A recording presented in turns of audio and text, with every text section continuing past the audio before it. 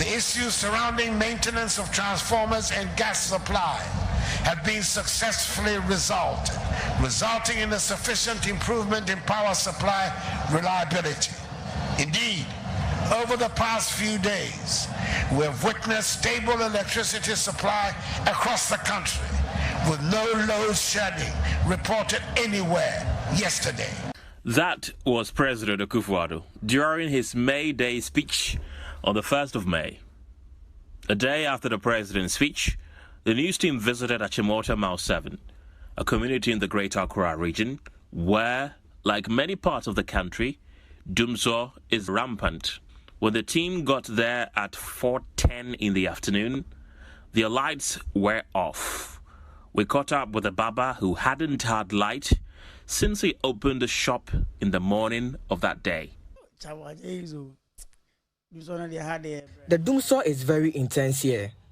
I have not been able to work since the week began because of Dumsor. The light went off a few minutes after I opened my shop at around 7 a.m. The light usually goes off in the morning and be restored around 6:30 in the evening. 15 minutes later, it will go off again. The other day, the light went off when I was in the middle of trimming a customer's hair. I believe you can bear witness to the fact that there is no light here as we speak. While filming this story, a customer walked in to shave his beard, but to his disappointment, there was no light. So he, just like the many customers that visited Henry's shop today, either had to look elsewhere or come back later, hoping the lights will be back by then. Aside cutting hairs and shaving beards, the shop also renders manicure and pedicure services for customers.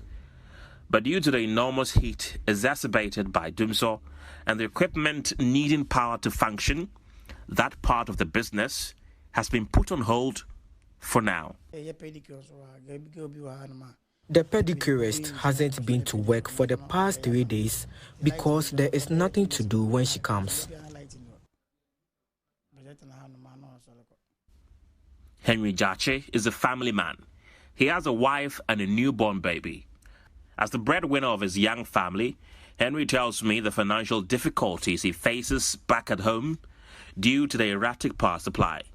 Because his job relies solely on power to function, there are days he goes home empty-handed and is forced to rely on the benevolence of family and friends to provide for his wife and child.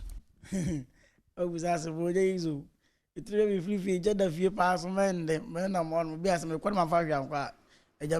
hasn't been easy. Since the Dumsor intensified, I mostly go home empty-handed, with no money to provide for my wife and child. I usually call some close friends and relatives to send me some money.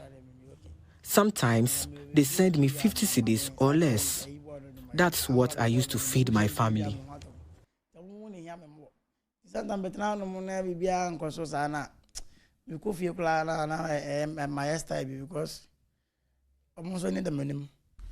Morganians have consistently called for a Dumsor timetable to plan ahead of time, but to no avail. Henry is one of them. A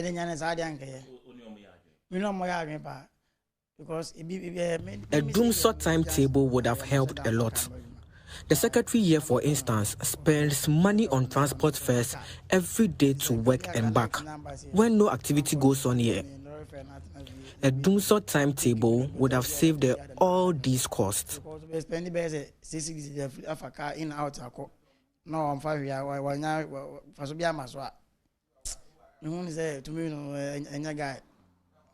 From printing shop operators to corn millers, people have been sharing the struggles they go through when the lights go off at unexpected times without knowing when it will be restored.